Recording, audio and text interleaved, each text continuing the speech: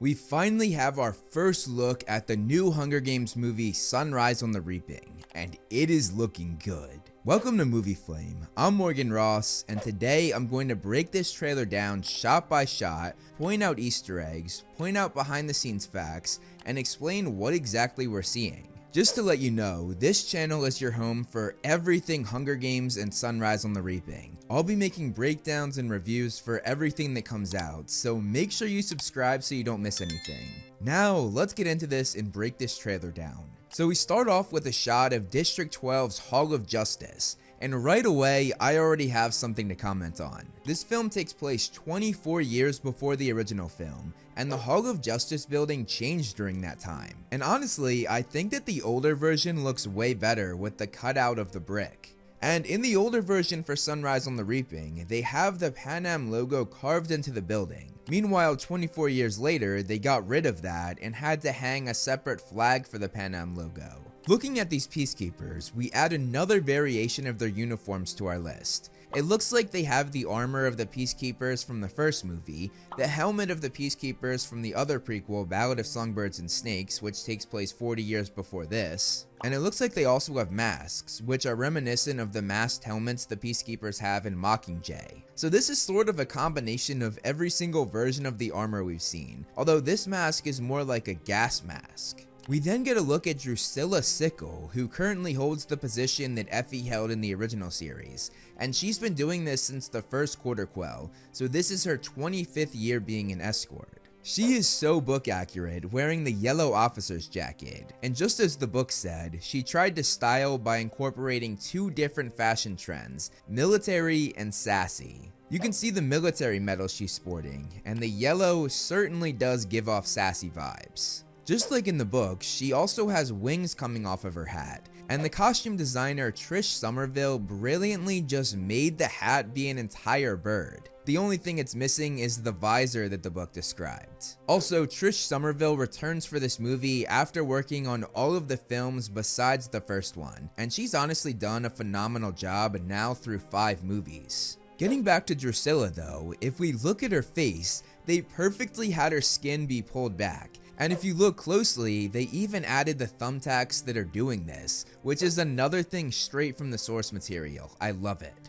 Also, the huge veneers were another great touch that makes her look even more fake and even more stupid. Drusilla might not have good taste in fashion and style, but one way you can enhance your own style is through sporting fragrances. This month, I've actually been using the scents Ocean Noir by Michael Malal and Black Salt by Heretic, thanks to the services of Scentbird. Each month, I get to choose from over 900 authentic designer and niche fragrances. You receive a generous 8ml vial which lasts 30 days. It's perfect for about 120 sprays. It's been so fun experimenting with scents that complement my daily activities, whether I'm hitting the gym, even cleaning my house, or just enjoying a day of self-care. I used Ocean Noir by Heretic for a small get-together with friends, and multiple people told me that they liked the scent I was wearing. The combination of marine mist and black coconut gave it the perfect scent for casual use. Then I used Black Salt on a much-needed date night with my wife, which we definitely needed having a 6-month-old, and she loved the mixture of lime and water lily. With Scentbird, you can change your fragrance every month, avoiding the commitment and cost of pricey full-size bottles that can range from $300 to $500. I recommend you test different scents for different occasions, as well as for different outfits, because as I said, these fragrances can enhance your style. So if you want to level up your own style, try something new. You can get 55% off your first month with promo code MFLAME55, or scan the QR code on the screen. You get to try the first fragrance from Scentbird for only $8.97, and your next month will only be $17.95. Again, that's promo code MFLAME55 for 55% off your first month. Now,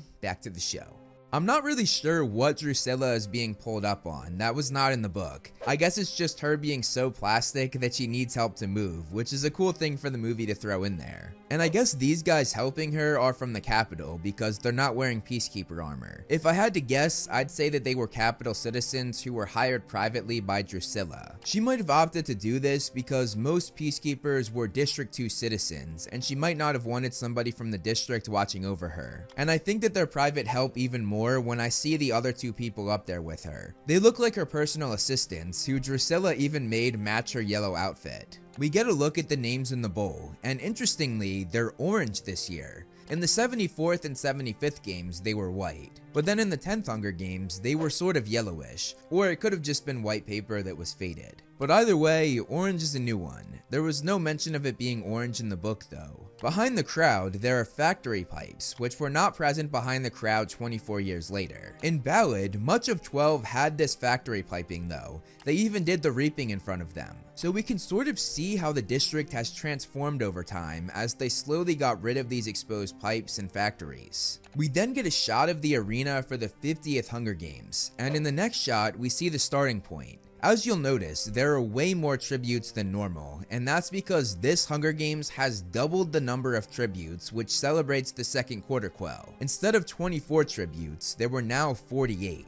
The arena is very book accurate. It's in a meadow, the patches of beautiful flowers are there, there's a section with woods, and also a section with huge mountains, the sky is blue with puffy white clouds, and the cornucopia is gold, all things straight from the source material. We get a look at Lulu, who was played by Molly McCann. She's one of the District 12 tributes, and she's a tragic victim of the ruthless snow we see in Sunrise on the Reaping. You can see the two braids in her hair, which is the hairstyle she had in the book. And behind her is who I think is Clayton, one of the District 1 males, who is played by Shalimu Thayyam.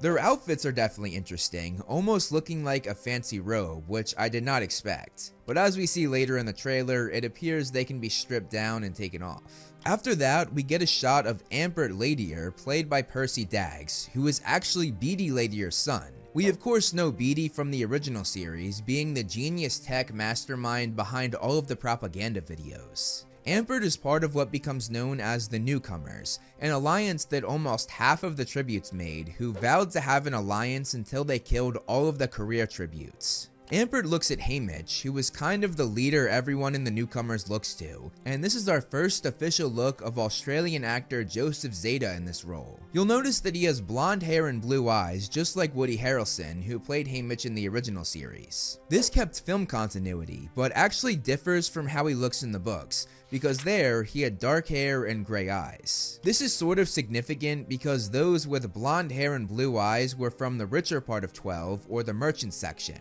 while those with dark hair and gray eyes were from the poorer section, or the seam. And Haymitch was from the seam, meaning he has the complete opposite features. That's not that big of a deal though, just thought I'd mention it. Panache Barker, the other District 1 male tribute, then makes an appearance, and he's nothing but trouble. He's played by Jaleel Swabi, and he has a very 1970s look with the clothes, the afro, not to mention with the trippy and colorful editing job done here. Mesa Lee Donner, played by McKenna Grace, then appears in the next shot, and she's wearing a beaded necklace. This was something she was known for, sometimes even wearing dozens of necklaces at a time. Then before the game, she made loads of the other tributes' necklaces and bracelets with their tokens, including the other District 12 male Wyatt, and in his necklace, it encased his coin. Mesa Lee's necklace in this shot looks like it does have a coin, but I don't think it's the same necklace. By the way, Mesa Lee is the other District 12 female, and she and Haymitch get very close and team up. She's also best friends with Katniss and Prim's mother, Astrid, whose name we actually didn't know until this book dropped. Before this prequel came out, we simply called her Mrs. Everdeen. We get another look at the beautiful flowers, which are actually poisonous, and inside of the number 8 is Haymitch and Lenore Dove, played by Whitney Peak. She's Haymitch's rebellious girlfriend from back in 12, and honestly is one of the best characters in Sunrise on the Reaping. After that, we see a shot of who I think is Haymitch and Mesa Lee walking together after teaming up. And in the 7, you can see Mesa Lee holding the necklace that we discussed earlier. Then we see Silka Sharp, played by Laura Marcus, who is one of the District 1 females, and she plays a major part toward the end of the games. We also get a look at Buck, played by John Doble, who is one of the District 10 male tributes, and he's another tribute part of the Newcomers Alliance. It's hard to tell who the other people are, but as you can see, all of them are looking around in amazement. This is actually them being taken aback by the beauty of the arena, which was by design of the game makers, made to distract many of the tributes, and this made Buck and many others unprepared when the gong went off. In the next shot, we see Haymitch walking with Lulu, and we get a better view of her braids. Then in the number 4, we see not Lulu, but Luella McCoy, the actual District 12 female tribute who Haymitch was incredibly close with. It looks like this shot is her back in 12 before they were reaped. Seeing these flowers here might also mean a certain scene is about to take place, but I won't say any more than that because I don't want to spoil anything. In the next shot, we see Haymitch and Macely walking together after teaming up, and in the number 3, you can see a crowd of people giving the famous 3-finger salute. I think this takes place back in 12 following the games, as they did this at the funeral for all of those they lost in the arena. We get another look at Joseph Zeta as Haymitch, very anxious as he awaits for the games to start. And then we see the gong go off and all of the tributes running toward the cornucopia. Putting these two shots together, it looks like Haymitch runs in between Panache and Soka, and Panache absolutely decks him. The mountain half of the arena is shown, and then we see the thing we've all been waiting for. We see Ralph Fiennes as President Snow. Being such a big Harry Potter fan, this is so surreal. Based on the architecture, it looks like he's somewhere in the capital, possibly in front of his mansion, or possibly at the Heavensby mansion, which belongs to Plutarch Heavensby, who we'll talk about in a bit. Snow is wearing a red jacket, which now seems to be a staple with every iteration of Snow, which I'm sure Trish Somerville was behind, and I love it. We saw Tom Blythe wearing a similar red jacket, and also saw Donald Sutherland wearing a red coat. And on that coat, he had a white rose pinned to it, which is exactly what we see here with Rafe's version of the president. The rose is of course worn because he uses it to hide the stench of blood in his mouth, which he received from excessive exposure to poison. He would poison anyone who got in his way of power, and would drink it himself to throw off suspicion. He would take an antidote, but it still caused damage to his mouth. Thinking about his age, this film takes place 40 years after the Ballad of Songbirds and Snakes, where Snow was 18. So this Snow is 58 years old, and he's been president for quite some time at this point. Also, if you look behind Snow, you can see similar guards that Drusilla had with her in 12, so I think I was right in thinking that they were hired men from the capital and not peacekeepers from the districts. This shot of Haymitch and Ampert shows them finding an opening to below the arena, which was in a berm of flowers where the mutts are normally sent out by the game makers. But these two decided to go down there and try to damage the arena from the inside, a plan that was masterminded by Ampert's father, Beatty. Also, the bag that Haymitch has is what he got from the cornucopia at the beginning of the games. With that, he also gathered a spear and a knife, but I'm not sure what weapon is on the bag in this shot. I guess it could be a spear covered up in a case. We then see Haymitch and Ampert hug, which is probably before they go down inside the arena. And this was not a moment in the book, but I can see why they added it to add more emotion to their relationship, which will pay off shortly after. We get a shot of Haymitch running through a meadow by himself, which is probably at the beginning of the games as he follows the advice of Plutarch Heavensby. And speaking of Plutarch, we get our first look of Jesse Plemons in the role. Plutarch was of course a major character in the original series, and we get a sort of origin to his arc in Sunrise on the Reaping. He's assigned to follow and film the District 12 tributes, and it looks like he's actually in 12 in this shot based on the factory pipes in the background. We will see the beginning steps of how he became so good at propaganda in this movie, a skill that he used to help end the war in Mockingjay. I've gotta say, I love the look they gave him with the long hair and even the mustache.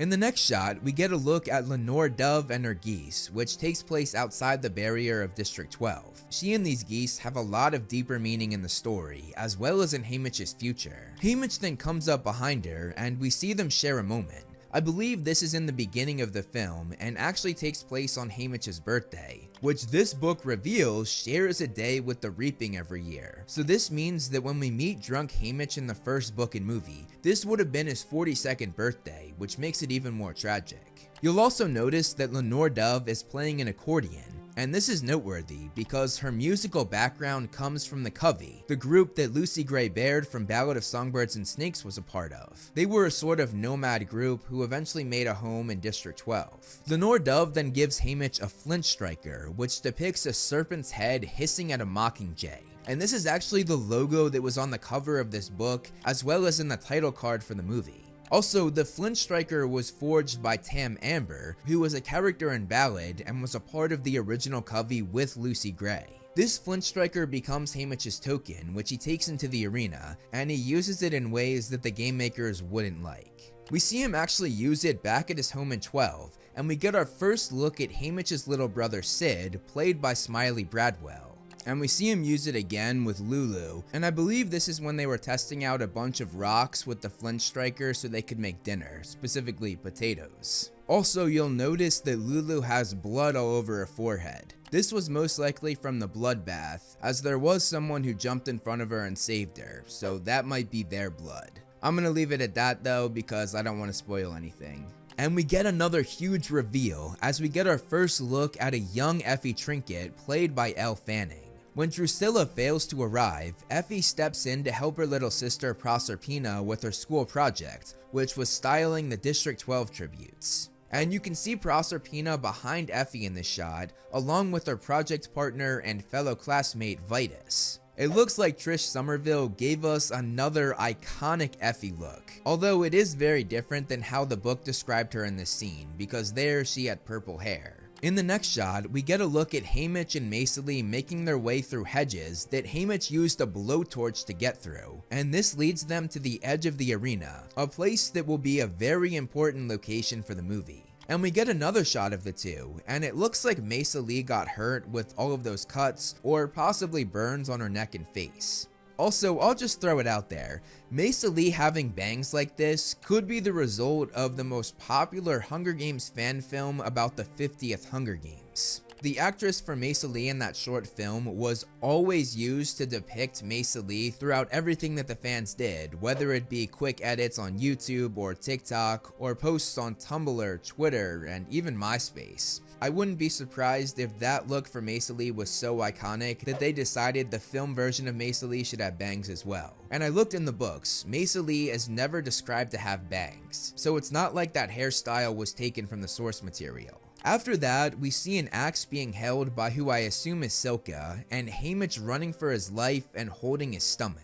This is, I believe, toward the end of the second quarter quell, and the next shot shows Silka running, but this is actually at the beginning of the games when the gong first went off. We get another quick shot, this time of Haymitch entering the opening in the berm of flowers to go beneath the arena. And we then see Haymitch fighting Panache in what looks like an intense battle. This was a fight that was in the book, and was a fight that changed Haymitch forever. We get another shot of Drusilla at the reaping in District 12, and it seems as though her assistant just gave her a drink, most likely alcohol. We get another shot of Haymitch toward the end of the games, as a girl slams down on him during a fight. I believe this is Kurna, a District 9 female played by Alina Reed, and she was an ally of Silka. Following that, we get our first look at Burdock Everdeen played by Scott Greenan, and Astrid March played by Grace Ackery. These are of course Katniss and Prim's parents. The two of them are holding Haymitch back from going into a burning house, and I won't say any more than that for fear of spoiling something. We then see Haymitch screaming in anguish while in the arena, which could be his reaction to any number of deaths he witnessed while in there, but there are a few that stand out, but again, I won't say much more because I don't want to spoil anything. Then in the last shot, Haymitch witnesses a volcano erupting. The game makers disguised this as a normal snowy mountain, but pulled in a plot twist when they made it erupt, and this eruption ends up killing a huge chunk of tributes in the arena, including many that Haymitch was close to, which is clear from his reaction in this shot. But the best part about the ending of this trailer is the voiceover that goes along with it. We hear Woody Harrelson himself, who, as I said earlier, played Haymitch in the original films, say a line of dialogue. I think these games are gonna be different. And this is just awesome. But that's what we have so far, and honestly, it's amazing. This trailer got me so hyped for this movie. Thank you again to Scentbird for sponsoring this video. Again, if you use code MFLAME55, you get 55% off your first month. I make loads of other Hunger Games videos on this channel, like this one where I go over the fate of every Hunger Games character after the series, or this one where I react to the best and worst Hunger Games theories. That's all I have for you guys in this video though. Thank you so much for watching, and I'll see you in the next one.